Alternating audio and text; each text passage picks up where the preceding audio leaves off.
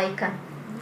Dan setelah pengajian ini para malaikat akan menjumpai Allah dan menyampaikan, wahai Allah, lihat tadi hamba-hambamu sedang berkumpul ya untuk mengkaji Islam ya, seperti itu, untuk lebih mendekatkan diri kepadamu gitu ya. Malaikat berkata seperti itu. Kata Allah, aku tahu gitu ya. Dan Allah bahagia ya, bukan berarti kayak kita bahagia gitu ya, karena Allah zatnya tidak bisa disifatkan dengan segala yang merupakan ciptaannya. Qiyamuhu binafsihi, berbeda dengan yang lain sifat Allah itu.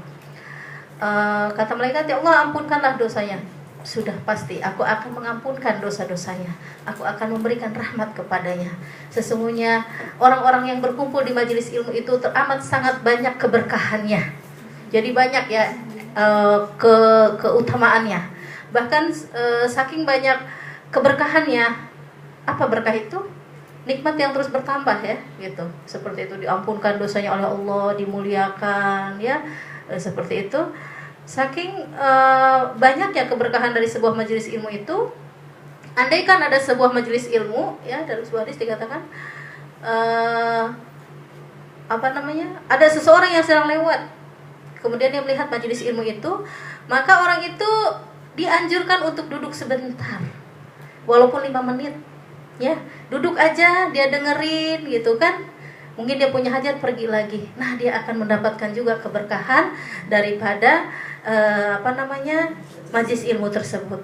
Nah, gitu ya. Jadi berbahagialah ibu-ibu semua ya, ketika di tengah-tengah kesibukan kita mengurus suami ya, yang kerja ya full time gitu kan, kita menjaga anak-anak suami, harta suami kan, itu ibadah juga.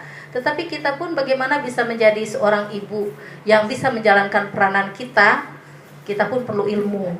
Maka dengan pengajian ini sebenarnya merupakan sarana bagaimana seorang ibu bisa menjalankan perannya lebih maksimal lagi. Nah, sehingga suami bahagia, anak-anak pun bahagia ya, karena kita berumah tangga bukan hanya untuk membangun rumah di dunia, tetapi juga bagaimana visi misi rumah tangga seorang muslim itu adalah sampai terbangunnya keluarga di surga nanti. Amin ya rabbal alamin ya. Baik, seperti yang Teh Wulan bilang, memang betul ya, saya S1, S2, S3 akuntansi, dan saya pun guru akuntansi ya gitu. Kerjaan saya ngurusin dulu waktu guru SMEA ya, laporan keuangan dan sebagainya, jurnal yang pening-pening yang triliun-triliunan angkanya gitu ya, seperti itu. Sampai yang jurnal 16 kolom ya, segala macam lah laporan keuangan. Sekarang pun saya alhamdulillah Allah izinkan untuk melanjutkan studi di UGM ya, ambil jurusan akuntansi juga. Cuma bedanya S2 dan S3 ini sudah lebih kepada kepakaran ya. Jadi nggak ngitung-ngitung lagi kayak dulu gitu ya. Tapi dia lebih spesifikasikan kepada bidang yang kita ambil. Saya di bidang tata kelola perusahaan, bukan bidang keuangan ya. Makanya ketika saya disuruh ngisi materi tentang keuangan rumah tangga, oh saya bukan bidang saya. Bidang saya adalah bagaimana sebuah perusahaan itu bisa mendapatkan keuntungan sebesar-besarnya gitu ya. Bukan bagaimana mengatur keuangan rumah tangga gitu ya. Seperti itu, lain bidangnya, spesifikasinya ya. Berarti bisa bagaimana caranya rumah tangga mendapatkan keuntungan. Itu harus ada ilmu khusus ya. Mungkin materi keuangan ya, seperti itu. Ada jurusan ekonomi itu bidang keuangan ya, jurusannya keuangan. Kalau itu ada akuntansi dengan keuangan itu berbeda ya. Akuntansi sendiri bidangnya, keuangan sendiri gitu ya. Baik. Kemudian kenapa saya bisa belajar bekam dan mempraktekannya? Karena saya banyak penyakitnya ya. Jadi ketika gadis, kerjaan saya adalah kecapean, ya masuk angin, kemudian mual dan sakit kepala gitu, seperti itu ya. Ketika saya nikah dengan suami, ternyata suami itu seorang tabib ya. Suami ini kerja di HPA, Herba Penawar Al-Wahida, yang punya Tuan Haji Ismail di Perlis ya. Kemudian HPA itu suka menyelenggarakan kursus-kursus, bukan hanya tibu nabawi, tetapi juga pengobatan alternatif ya, seperti refleksiologi, akupuntur ya, kiroprasi, diagnos mata, terapi herba dan lain sebagainya gitu ya. Dan suami itu ketika bujang pengen ke Malaysia belum sempat pergi aja, tetapi sebulan nikah terus Tuan Haji bilang datang ke Malaysia. Nah itulah ya berkah daripada pernikahan gitu ya. Kemudian pengen kuliah di Malaysia belum kesampaian aja, melahirkan anak satu, sebulan ada panggilan dari UKM masuk kuliah gitu ya. Alhamdulillah sekarang sudah selesai S3 bidang usuluddin, perbandingan agama ya. Nah jadi suami itu bisa bekam. Jadi ketika 1 minggu nikah, minggu depan bawa alat bekam ya. Kemudian saya dirawatnya, dibekam ya dan segala macam. Ternyata enak gitu. Nah, dari situlah saya mau belajar. Saya mau belajar kalau memang betul terasa manfaatnya. Apa-apa akan saya coba dulu sebelum saya sampaikan kepada orang lain ya. Saya nggak mau asal ngomong tapi saya sendiri belum pernah membuktikannya. Dan alhamdulillah ternyata ya dengan pengobatan bekam ini saya tidak biasa minum obat-obat dokter. Adapun tadi itu ada obat, saya ada gen kencing manis sangat kuat. Nenek ibu saya kena kencing manis. Alhamdulillah saya itu kena juga tapi tidak tinggi ya, paling 10 gitu kan, 12, dan itu pun kalau misalnya sudah dikawal makan nasi ya, itu akan langsung turun jadi 7 gitu ya. Kadang-kadang itu dokter sudah bekelin saya obat gitu ya. Makanya saya nggak pernah minum kecuali pas udah 13 gitu ya. Kecapean banyak pikir kan, kencing manis itu banyak ya ininya penyebabnya. Baru terasa pening itu suami kata minumlah obat dulu, minum saat itu aja, besoknya sudah enggak gitu ya, kayak gitu. Nah kemudian juga dengan bekam ya, dikeluarkan darah kotor gitu kan, seperti itu. Ini juga untuk menghindarkan dari berbagai jenis penyakit. Mungkin saya kalau tidak dirawat dengan bekam sudah tinggi gula darah saya gitu ya, karena memang gennya kuat sekali. Nenek pun meninggal dulu sakit kencing manis ya, stroke gitu, sampai stroke. Mama tuh sampai sekarang udah insulin ya, udah nggak berfungsi lagi pankreasnya gitu. Baik ya, kita akan langsung kepada materi insya Allah dengan kita belajar bekam. Ini setidaknya untuk di dalam rumah, ketika suami sakit kita yang rawat ya, seperti itu gitu. Ya, jadi bekam ini biasa Rasulullah lakukan setiap 1 bulan, sunahnya 1 bulan 1 kali ya, walaupun tidak selalu Rasulullah itu ya, tapi dianjurkan sebulan 1 kali ya, seperti itu. Yang pektornya namanya pun boleh.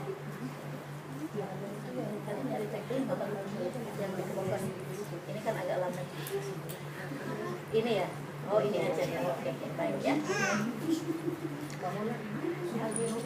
Baik, sebelum masuk ke bekam, tibun nabawi. Tibun nabawi artinya adalah pengobatan Nabi ya. Jadi menurut dalam Islam penyakit manusia itu ada 2, penyakit jasad dan penyakit ruh ya. Penyakit jasad dan penyakit ruh. Penyakit ruh ini biasa diobati dengan ruqyah ya, dengan ruqyah gitu. Jadi dengan cara bagaimana ruqyah, memang ada ayat-ayat pilihan, tetapi dengan kita baca al surat itu yang pagi petang, itu kita sudah meruqyah diri sendiri. Di samping itu kita banyak baca Al-Quran dan kemudian sholat. Insya Allah ya, ilmu-ilmu hitam itu nggak akan kena gitu ya, asal pikiran kita jangan kosong gitu ya, seperti itu. Dulu ketika saya ada adik gitu ya, pergi kepada orang pintar. Jadi orang pintar ini melihat bagaimana keadaan rumah tangga si A, kakak saya, adik saya dan lain sebagainya, dilihat gitu ya, sama katanya sih ajengan ulama, tapi ayat-ayat Al-Quran dia campur adukan dengan benda-benda yang lain, dan itu sudah mengotori akidah gitu ya. Kemudian giliran katanya coba lihat katanya, saya suruh dilihat gitu ya sama dukun itu gitu. Apa dukun itu bilang? Nggak kelihatan yang satu ini katanya ya. Yang satu ini nggak kelihatan, nggak nampak apapun, saya tidak boleh baca dari dia katanya gitu ya, seperti itu. Nah jadi karena saya pikir saya tidak pernah berhubungan dengan benda-benda yang seperti itu ya, berhubungan dengan jin, dengan dukun itu jangan. Nauzubillah ya, akan mencacatkan akidah kita ya, seperti itu. Jadi itu ya, dengan ruqyah itu ya, bagaimana kita membersihkan ruh dan hati kita dan terus mendekatkan diri kita kepada Allah Subhanahu wa taala gitu ya. Jadi obat untuk hati itu adalah Al-Qur'an sebagai asyifa atau penyembuh gitu ya. Baik penyakit stres, penyakit galau, risau, sedih, gundah gulana dan lain sebagainya, obatnya adalah Al-Qur'an gitu ya, seperti itu. Bahkan dulu ada kisah di Mesir, seseorang yang dia kanker otak ya, kanker otak, dan umur dia itu divonis tinggal 3 bulan atau 4 bulan lagi lah gitu ya. kemudian dia habiskan waktu dia untuk menghafal Al-Quran. Mungkin karena dipakai terus otaknya ya, dengan menghafal Al-Quran terus dan terus dan terus dan terus. Ketika vonis terakhir dia harus datang ke dokter, dokter vonis ternyata kansernya itu sudah hilang gitu. Ya, mungkin karena dipakai menghafal si otak itu yang sehingga penyakit kansernya hilang gitu. Wallahu alam, itu keajaiban daripada Al-Quran gitu ya. Kita harus meyakini dan menjadikan Al-Quran sebagai ya, keperluan kita sehari-hari gitu ya. Kemudian penyakit yang kedua adalah jasad ya. Penyakit jasad, Rasulullah ini melakukan pengobatan dengan bekam dan terapi herba. Misalnya dengan herba-herba yang berada di Timur Tengah ya. Seperti apa? Kurma ya. Kemudian zaitun ya, kemudian rutab ya, talbinah kan. Kemudian yang seterusnya rumput izkir ya, rumput Fatimah, gitu. Air zam-zam, gitu ya. Itu adalah obat ya, seperti itu. Jadi katanya air alkalin yang pH 9 itu teksturnya seperti air zam-zam katanya gitu ya, seperti itu. Kalau di Mekah nggak usah pakai mesin, sudah otomatis keluar gitu ya, air zam-zam gitu ya, insya Allah gitu. Nah itu ya, itu zaman dulu belum ada obat-obat kimia ya, zaman Rasulullah. Kemudian belum ada rumah sakitnya. Yang ada itu para tabib yang mengamalkan herba-herba yang ada di Timur Tengah gitu, dan bekam gitu. Kemudian ada seorang tabib Yahudi yang diutus ya oleh Rasulullah untuk menjadi tabib di sebuah kampung gitu. Diperbolehkan kita berobat kepada orang non muslim ya. Kemudian si tabib itu setelah 2 tahun datang kepada Rasulullah, bertanya, ya Rasulullah, kenapa setelah saya 2 tahun jadi tabib di kawasan ini tidak ada satu orang pun pasien datang, katanya ya, sehat semua gitu. Ternyata kata Rasulullah, kuncinya sesungguhnya aku mengamalkan untuk hidup sehat kepada umatku. Banyak ya, misalnya tidak makan sebelum lapar ya, banyak ya. Itu adab-adab Rasulullah itu. Kemudian berhenti makan sebelum kenyang, kemudian mengunyah makanan dulu ya, kemudian tidak meniup-niup makanan ya, kemudian juga makan buah dulu ya, gitu. Kemudian juga tidak makan sambil minum. Kalau kita kan makan minum, apalagi kalau panas dan pedas ya, gitu, seperti itu ya, gitu. Itu adab-adabnya diperhatikan sehingga mungkin si lambung, makanan pun gitu ya, itu bisa berfungsi dengan baik gitu. Kemudian yang seterusnya adalah bekam. Bekam ini sebenarnya pengobatan Islam, tetapi karena kesini-sininya tidak dikembangkan oleh orang Islam, sehingga orang Cina lah yang mengembangkannya. Ini alatnya dari Korea, ya, dari Korea alat ini. Tidak ada di Indonesia yang membuat alat bekam. Bahkan sekarang lihat di klinik-klinik itu, selain mereka akupuntur, refleksiologi, juga bekamnya orang-orang Cina itu ya, seperti itu. Jadi seolah-olah diklaim oleh mereka bahwa bekam adalah dari Cina, padahal dari Islam, gitu ya, seperti itu. Jadi dalam hadis riwayat Bukhari, ya, asifa'u fi salasah, syarbatin asali wasyaroto, ya, di sini dikatakan asyifa'u fi salasah. Penyembuhan terdapat pada 3 hal. Yang pertama minum madu, ya. Salasah itu 3. Jadi minum madu ini bisa untuk menyembuhkan penyakit dan menghindar penyakit. Saya dulu pernah tengok di televisi ya di Indonesia, ada seseorang yang ternak madu selama 10 tahun dan dia merutinkan minum madu setiap hari, dan selama 10 tahun itu dia tidak ada penyakit, gitu ya, dengan madu saja, gitu ya, seperti itu gitu. Dan juga madu untuk kulit ya, untuk kecantikan, untuk lambung ya. Kemudian kemarin tuh ada madu dengan zaitun, anak kilang tuh dicampur, ternyata batu ginjal dia hancur, kata dia gitu ya. Ketika dia kencing itu di lantai itu ada pasir-pasir gitu kan. Ketika itu kok ada pasir-pasir coklat. Kata saya, mungkin sendal itu masuk kamar mandi. Mana boleh nih, katanya, kita nggak boleh sendal masuk kamar mandi. Lepas itu dia di X-ray lagi ya, jadi dia konsumsi obat dokter. Pertama dia ada penyakit penyempitan pembuluh darah di otak. Kemudian dia diterapi dokter, minum obat 3 tahun. Dokter bilang nanti kamu akan ada batu dalam ginjal ya, dan memang betul.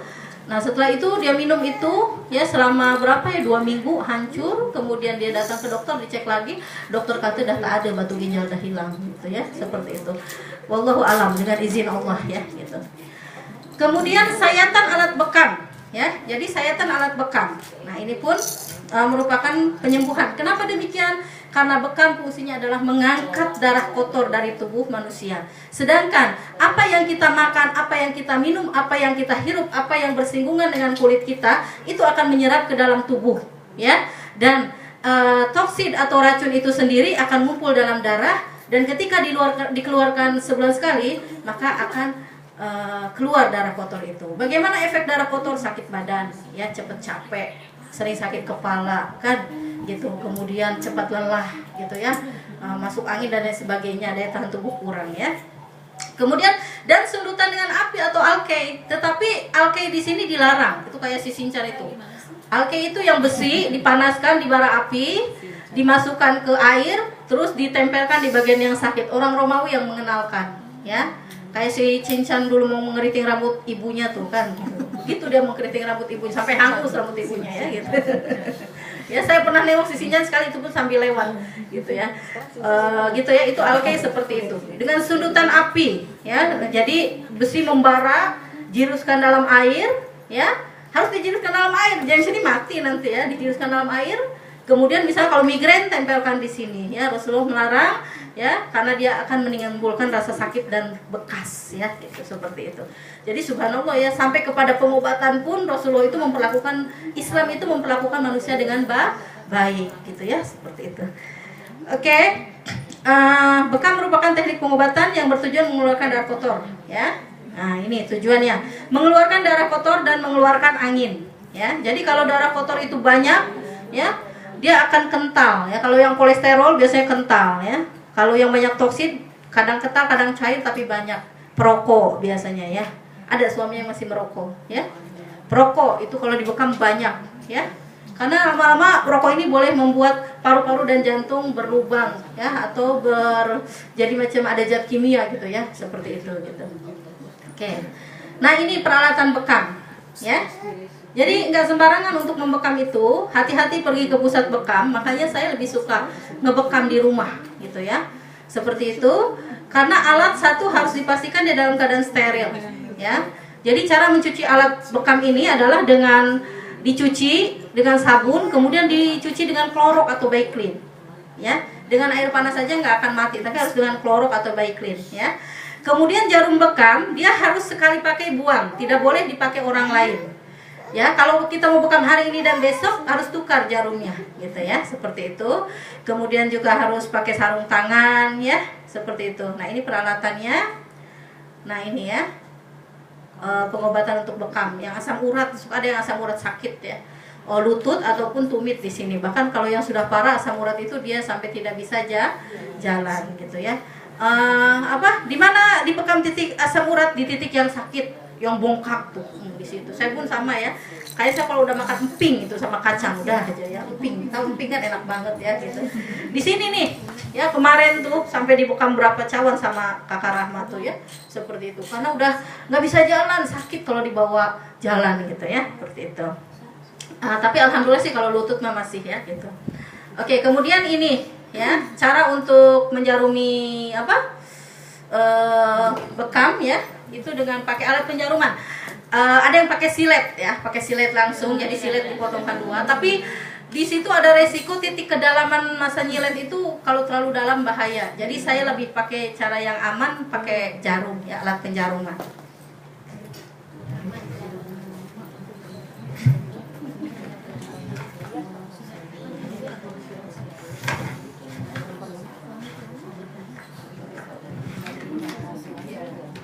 Nah, ini alatnya, ya.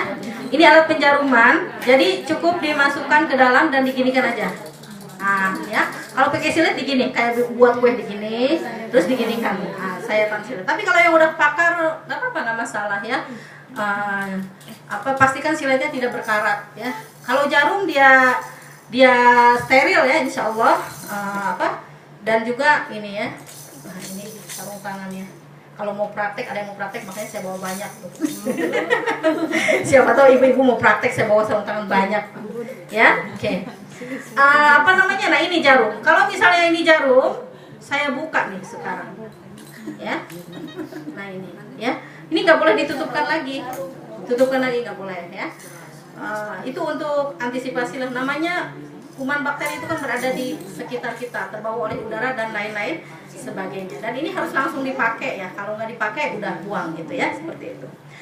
Baik ya, ini kemudian ini bekam untuk sakit kepala nih semalam korbannya ya. Saya capek nguruskan visa anak-anak sekolah mungkin ya, juga baru selesai perkuliahan dan lain sebagainya gitu kan. Nah ya, akhirnya malam-malam saya nggak suka minum Panadol nggak ya. Kalau sakit kepala nggak, saya istirahat, saya pasangkan di kepala seperti ini nih.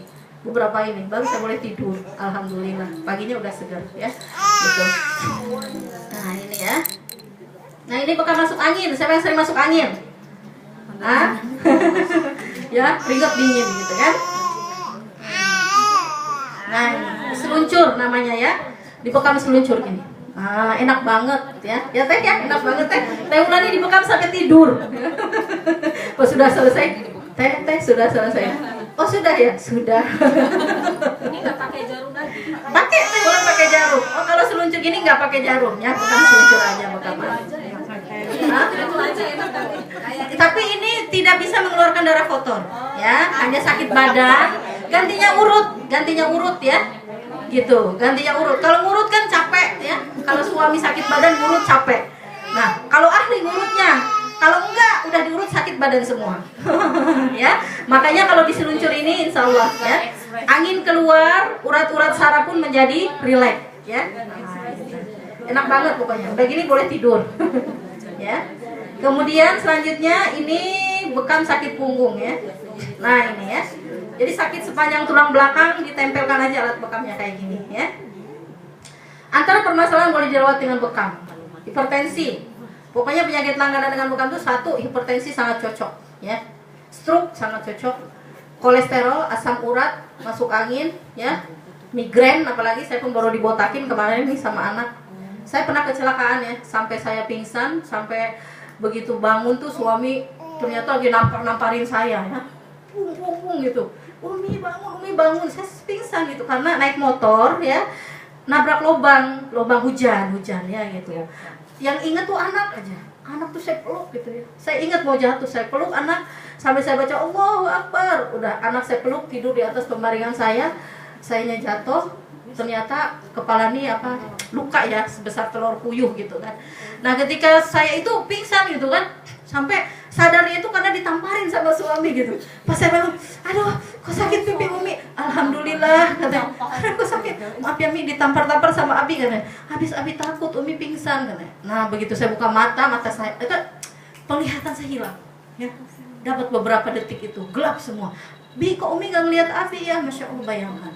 Terus tuh Umi jangan sampai buta. Kan ada ya orang yang karena jatuh kecelakaan jadi buta ya. Terus saya berdoa kepada Allah, ya Allah gitu, kembalikan penglihatan saya gitu kan. Lepas itu sedikit penglihatan tuh baru nampak suami saya. Mi kelihatan? Iya kelihatan kata saya. Saya masuk kuat satu malam, kalau saya muntah berarti pecah pembuluh darah saya di otak. Tapi enggak ya, cuma pening aja, tak apa. Itu gegar otak awak katanya, kata dokternya gitu ya. Memang berdarah di sini ya gitu, seperti itu. Itulah ya gitu. Sampai saya sekarang nggak berani naik motor dan nggak bisa naik motor, dan saya nggak mau lagi naik motor. Gitu ya, sampai kakak itu berdoa, Umi kakak tak naik motor lagi, kakak nak kereta ya. Kakak berdoa sama Allah supaya Allah berikan kereta ya. Ya alhamdulillah ya, kereta dari mulai tahun 87 kereta sampai sekarang tahun 2007 gitu. Ya jadi keretanya yang 87 ada, yang tahun 90-an ada, yang tahun 2000-an ada gitu ya. Alhamdulillah ya. Nah ini ya, itu jadi sering sakit kalau banyak pikiran, kecapean. Banyak pikir itu saya belajar misalnya baca artikel dan lain sebagainya, itu akan sakit di sini, minta ditepuk-tepuk aja sama anak. Udahlah kak, kasihan nepuk-nepuk terus, bekam aja gitu. Bekam ya, Bi boleh nggak dibotakin? Boleh, nggak apa-apa Bi. Nggak mengurangi cinta Abi? Enggak katanya. Ya, nanti rambut tumbuh lagi gitu kata Ustaz kan bilang. Dibotakin sama kakak sampai licin, betul. Saya kemarin dibotakinnya pinter tuh ya, baru kelas 5 SD. Tapi karena sering lihat Uminya ngebekam, dia pun jadi bisa. Sampai saya tertidur. Mi sudah, Umi ini dibekam kepala aja tidur katanya. Emang nggak sakit Mi? Ringan kak. Dilihat darahnya, ya Allah betul-betul gitu banyak ya. Setelah itu langsung ringan dan alhamdulillah sampai sekarang nih nggak sakit lagi. Biasanya dia 6 bulan sakit lagi gitu kan, atau setahun lah gitu ya. Kemudian juga tumor di otak ya, tuh cairan darah. Ada cairan di otak dulu, ada camat Ambon ya, camat Sulawesi, student UGM. Dia ada cairan di otak gitu ya. Nah, itu harus dioperasi ya, dikeluarkan cairannya. Kemudian dibekam gitu. Alhamdulillah begitu mau operasi di X-ray dulu, scan dulu, udah hilang, data ada katanya gitu ya, dengan izin Allah. Kemudian ada pula anak Western itu dia kena ini tumor otak karena mereka kerja di bagian yang ada alkoholnya gitu ya. Nah, setelah itu dioperasi, dikeluarkan tumor tersebut. Dokter bilang ini bisa timbul lagi. Kemudian setelah itu saya rawat dengan bekam ya. Di kepalanya dibotakin, terus di sini. Mbak percaya atau tidak, ini segini penuh nih, di sini nih, penuh ya darah kotornya. Itu sampai 5 kali dikeluarkan, bayangin teh. Saya kata 3 kali aja, Bu. Ya, dia janda ya, 2 orang anak gitu. 3 kali saja, Bu. Nggak apa-apa, Mi. 5 kali pun boleh dikeluarkan tuh penuh segini. Saya baru merawat pasien yang kayak gitu. Udah gitu 3 bulan kemudian dia diperiksa lagi ke dokter. Dokter bilang sudah sembuh total. Awak buat apa katanya? Tak ada dokter, tak ada buat apa. Takut dimarahin dokter katanya kalau buat dibilang buat bekam ya. Alhamdulillah. Kemudian seterusnya kesuburan ya, untuk kesuburan. Jadi yang senggugut ya, yang kesuburan boleh di titik rahim di sini, di belakang, di bokongnya sini ya. Sama di pusar bawah kiri kanan gitu ya, seperti itu gitu. Oke. Banyak ya insya Allah. Oke. Kemudian ini bekam sinusitis atau mimisen ya, tapi nggak kelihatan ya. Di sini 3 titik, 1, 2, 3 ya. Itu untuk yang sinusitis sering mimisen atau resdung atau polip gitu ya, kayak gitu. Nah ini ya bekam biasa ini. Nah ini kolesterol nih, darahnya kayak gini nih ya. Orang yang kolesterol menurut diagnos tangan ujung jarinya berwarna kemerah-merahan. Nah, coba cek jari masing-masing. Nah ya, dia lebih merah ujung jari ini dibandingkan dengan ruas jari yang lain ya. Nah, itu tanda-tanda kolesterol lah ya. Ya. Nah, kalau saya alhamdulillah biar gemuk nggak ada kolesterol ya.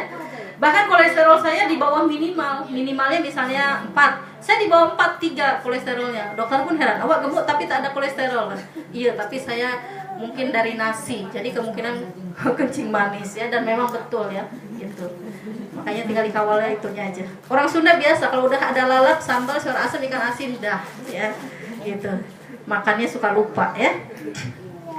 Nah ini pembekaman ya. Darah tinggi. Nah ya. Nah ini stroke ya. Untuk stroke daerah kepala di sini biasanya ya. Daerah otak ya, daerah otak dikeluarkan darahnya. Kemudian daerah tengkuk sini.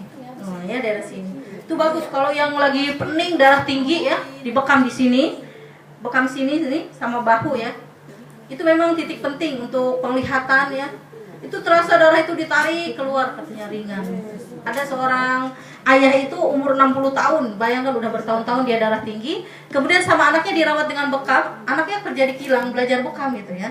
Alhamdulillah sembuh ya. Nah ini ya darahnya. Gak usah takut, ini darah penyakit nih ya. Gitu, gak usah kita merasa aduh katanya tega banget. Bukan tega, justru sayang ya.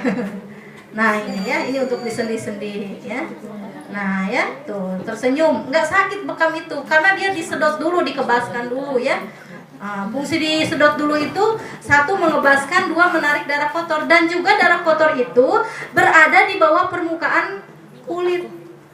Jadi nggak nyampe daging tuh, dicucuk jarumnya tuh nggak nyampe daging. Dia cuma ini aja nih, atas permukaan kulit ini dilubangin supaya darah kotor yang berada di bawah permukaan kulit ini, berarti kalau permukaan kulit belum nyampe ke daging ya. Nah, kalau dipegang itu supaya keluar darah kotornya. Jadi kalau darah kotor itu dia akan kesedot dan akan diam di situ, kemudian dikeluarkan. Kalau darah bersih itu biasanya cair, dia akan lancar, gitu ya. Kayak gitu. Nah ini ya, paru-paru, ya di sini, jantung, ya. Saya pun pernah mungkin kecapean belajar ya, sakit jantung saya gitu kan. Apa saya sakit jantung gitu kan. Udah pokoknya waktu itu saya selama kuliah S2 itu pokoknya stres berat karena memang beban kuliahnya berat ya. Alhamdulillah saya selama S2 itu dapat 3 anak. Saya kuliah 3 tahun saya dapat 3 orang anak gitu ya. Jadi setiap tahun melahirkan gitu. Stres jadi melahirkan terus ya. Tapi akhirnya anak-anaknya suka belajar semua. Pokoknya tiap hari itu mesti ya menulis, membaca semua gitu activity mereka ya. Alhamdulillah lah ya. Gitu. Makanya ada yang nyandain, nih sekarang PhD ini nanti mengandung lagi gitu. Makanya profesor saya ketika saya sambung S3 dia bilang, Dina katanya, pas saya buka pintu, iya Prof, ini student saya waktu master. Wah Dina ini produktif dia bilang, produktif melahirkan, produktif belajar katanya. Ya, alhamdulillah gitu. Nah itu sampai, aduh saya sakit jantung, apa gitu sakit gitu, sakit banget ya sampai ke sini, sampai macam diperes gitu sakit. Lepas itu saya diagnos tangan, jari tengah saya lurus, nggak bengkok, saya nggak sakit jantung. Saya penasaran, saya ambil lampu iridiologi ya, senter iridiologi. Saya lihat di cermin, ada lubang nggak? Mata kiri saya dipukul 3 sampai setengah 5. Kalau ada lubang, bermana ada sakit jantung. Saya lihat, nggak ada. Saya masih penasaran karena jantung sering berdebar. Pergilah dokter jantung. Dokter jantung kata, awak tak sakit, balik. Tapi ceklah dulu dokter, tak sakit, balik katanya gitu. Saya tapi sakit dokter, tak sakit katanya. Sahaja awak di tension katanya. Saya sudah cek lah, saya scan lagi ke katanya, X-ray lagi, nanti itu diperlukan untuk hal-hal yang emergensi. Awak tak emergensi, dah balik dah katanya. Lepas itu, ayo Mi pulang, Ustaz bilang. Kenapa dokter kita periksa saya? Udah lah saya dokter, saya balik lah gitu. Balik. Awak nak diperiksa kemana lagi? Nak ke dokter otak ke katanya. Tak ada, awak tuh penat katanya, belajar katanya. Itulah jantung awak tuh sakit. Maknanya saya tak sakit dokter, tak dah. Udahlah kata saya, daripada saya dimarahin dokter, saya buat bekam sendiri sini ya, sini. Saya keluarkan darahnya ya. Betul ya. Hilang sakitnya. Oh betul lah dokter tuh gitu ya. Jadi itu karena urat-urat jantung di dada tuh ketarik ya, karena mungkin keporsir dengan belajar gitu ya, kayak gitu. Biasa lah ya gitu. Karena dari S1 ke S2 itu perubahannya besar. Jadi kalau nulis skripsi S1 begini caranya, S2 itu udah lain gitu ya.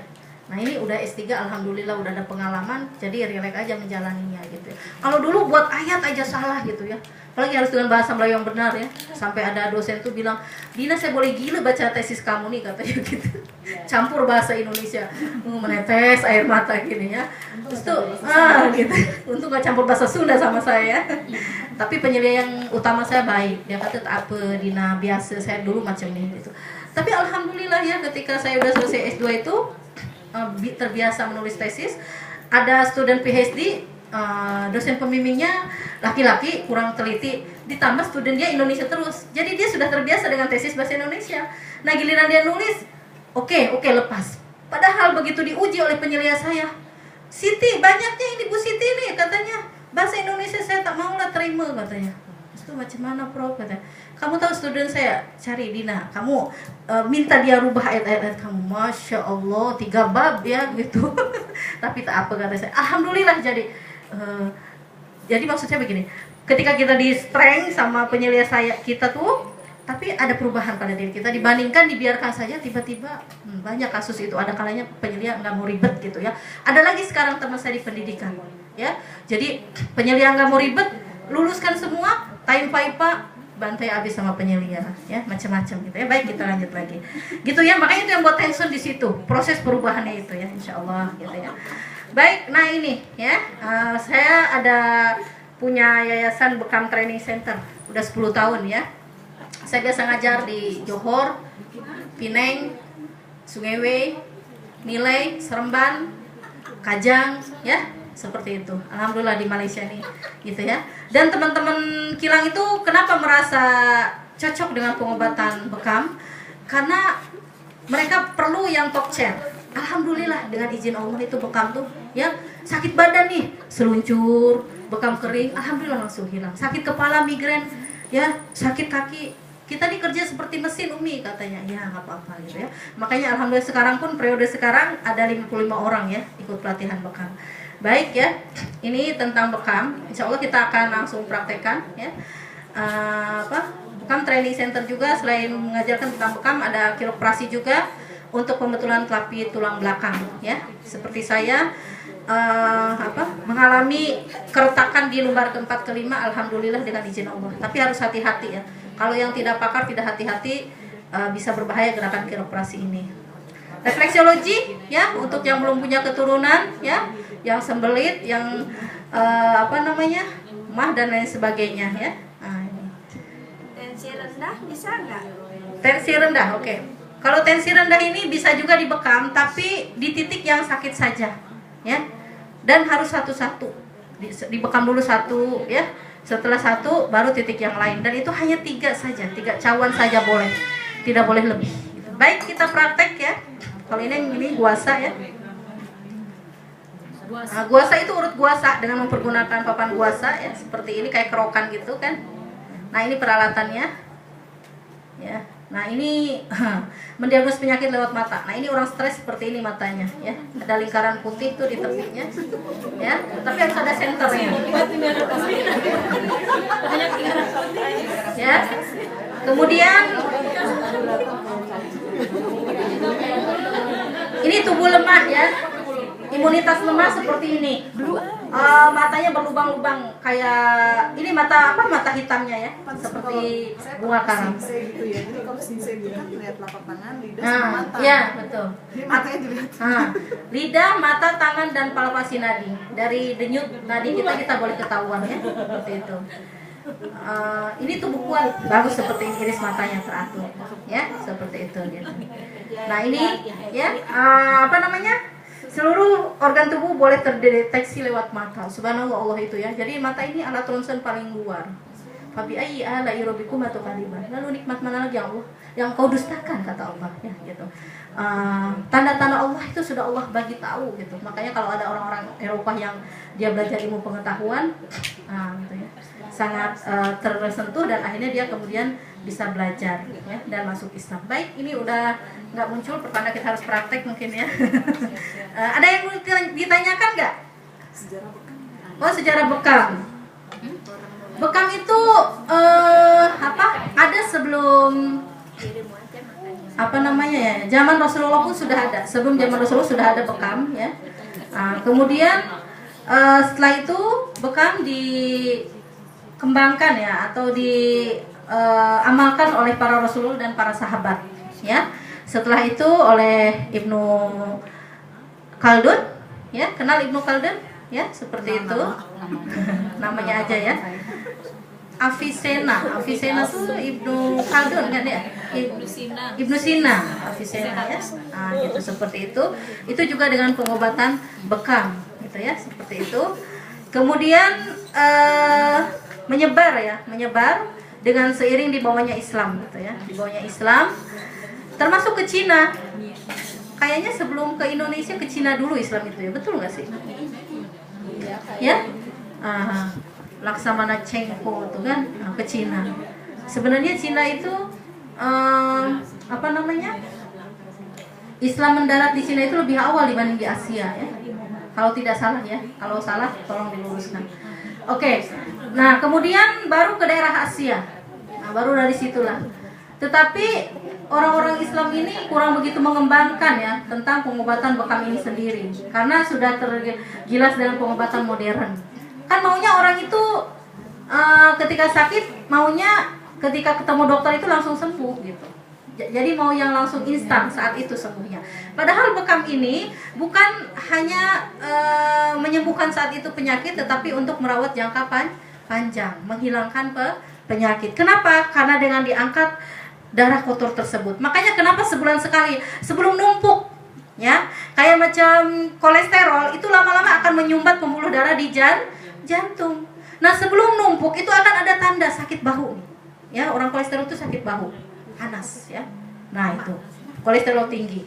Ya. Kemudian dikeluarkan, ini kan dari sini ke sini turun ya. Itu dikeluarkan, dibekam, terus dirawat, insya Allah tidak akan jadi penyumbatan pembuluh darah di jantung. Bahkan yang sudah jadi penyumbatan pembuluh darah di jantung pun ya, dengan dirawat bekam, saya pernah merawat. Kalau itu ada seorang ibu belajar bekam TKW. Kenapa Bu belajar? Suami saya sakit jantung koroner, dia biasa dibekam. Sekali bekam mahal katanya. Saya mau belajar. Dan dia cocoknya dengan bekam, titik-titik jantung. Mana titik-titik untuk penyempitan pembuluh darah di jantung, saya kasih tahu ya, alhamdulillah ya, itu sesak katanya ya. Kalau pembuluh darah di jantung sudah mulai tersumbat itu sesak, bahkan kalau sudah terjadi penyumbatan itu kayak ditindih gajah katanya, berat banget ya, nauzubillah min dzalik. Lagi satu yang ini jantung penyakit pengapuran ya, karena penumpukan zat-zat kimia dalam jantung. Itu tadi seperti perokok ya. Nah itu, jadi begitu dibekam di titik jantung di sebelah kiri ya, jantung itu jangan kanan, jantung itu kiri ya, jadi ngebekamnya di kiri di sini, banyak darahnya ya. Dia setiap malam nggak bisa tidur katanya ya, karena sakit kalau pengapuran tuh sakit. Begitu bertahun-tahun lah pokoknya ya. Begitu saya bekam keluarkan darahnya banyak ya, gitu seperti itu. Tapi meninggal ya, meninggalnya bukan karena sakit jantungnya, karena hepatitis. Anaknya sakit hepatitis, jangkit ke dia, meninggal gitu. Saya terkejut, meninggal ya. Padahal baru 2 minggu saya bekam, udah mau menunjukkan tanda kesembuhan sakit jantungnya, udah bisa tidur. Kalau sebelumnya mah katanya setiap mau tidur dipukulin pakai ulekan gitu, titik yang sakit itu, ya, udah nggak mempan pakai tangan, buk gitu. Nah begitu dibekam ringan, gitu ya, dengan izin Allah. Baik, kita mulai. Ada yang mau jadi model, ada lagi yang mau ditanyakan?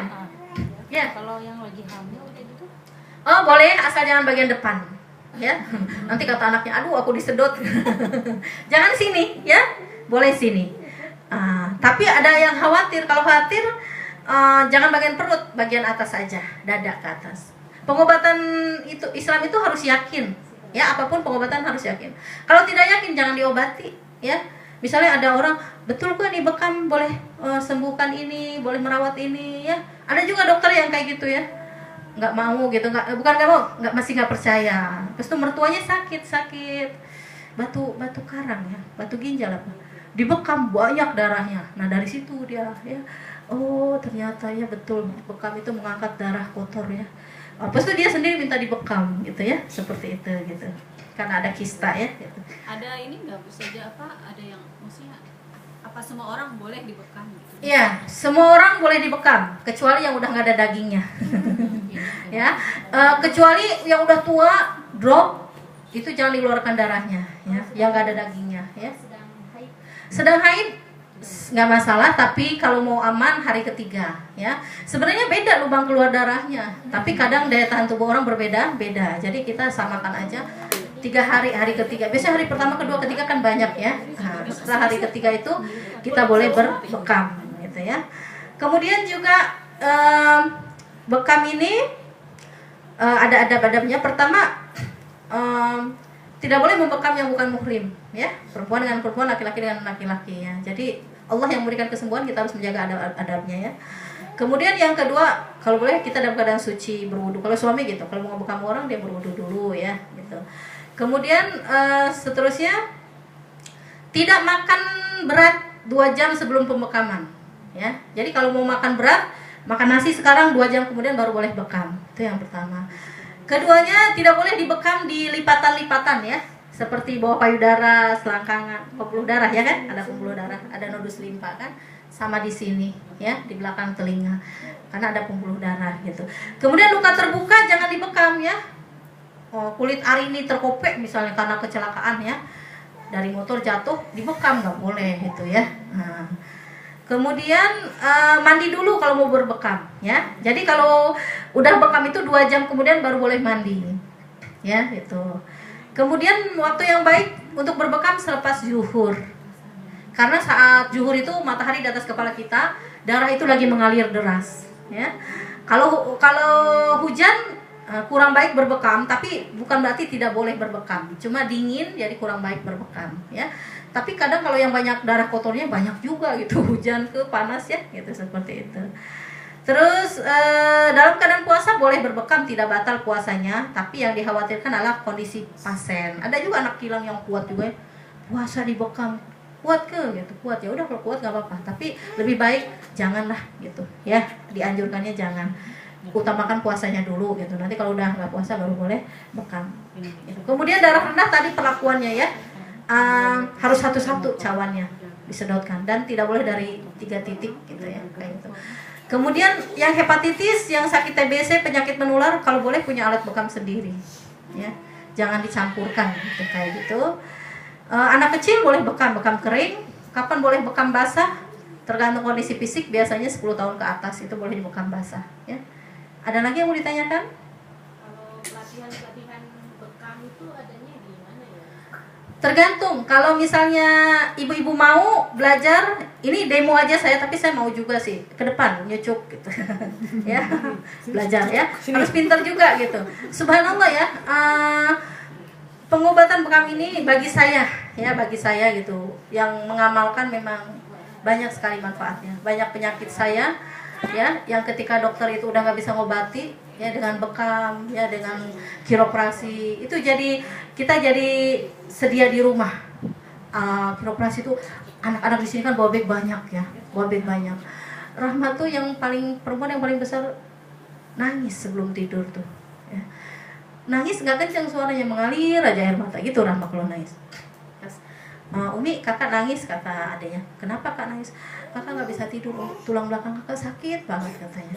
Yaudah sini Umi kiroprasi gitu ya. Sok coba tulang belakang sakit, apa obatnya coba? Paling dikasih obat tahan sakit, painkiller, betul nggak?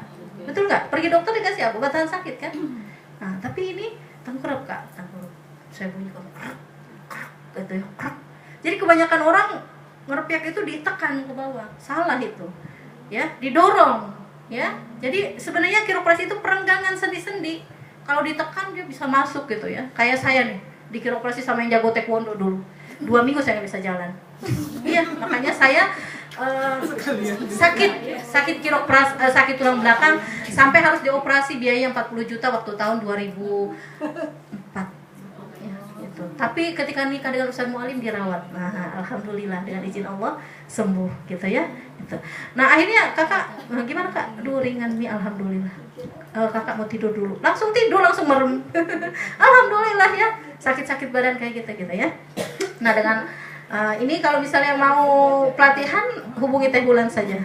Teh Bulan yang saya tahu kan ya, gitu. Kalau saya sih berpikirnya begitu ya, saya ingin untuk perawatan di rumah, bahkan tetangga gitu yang jerawatan ya.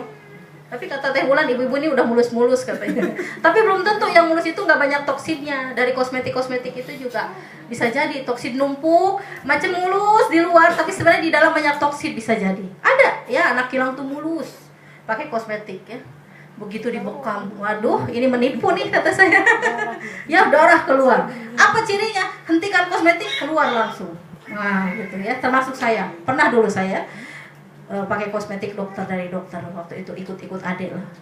Begitu habis, brong aja sini jerawat. Tuh kan Abi bilang nggak usah lah Umi pakai kosmetik, nggak usah pakai kosmetik pun Umi udah cantik katanya. Kemudian akhirnya dibekam sama anak murid saya yang pelatihan di Sungai W ya, dikeluarkan nanahnya, ditoreh dulu, pencet, sakit banget. Alhamdulillah ya sembuh gitu di sini. Tapi baik, jerawatnya itu munculnya di sini saja, di sini yang nggak ada. Ini mulus, di sini jerawat banyak gitu ya, kayak gitu. Ya jadi bekam ini ada bekam kecantikan dan ada untuk bekam kesehatan ya, seperti itu, bekam badan. Baik, kita ada lagi yang mau ditanyakan? Ada ya, kita langsung praktek aja. Siapa teh yang mau jadi bahan prakteknya? Dua ini nih. Dua. Ayo, Mari disingkirkan. Ayo cepat. Ini apa? Pakai kain sarung ya. Pakai kain sarung, kerudungnya tetap dipakai, bajunya dibuka pakai kain sarung. Branya dibuka juga. Ayo silakan. Ayo.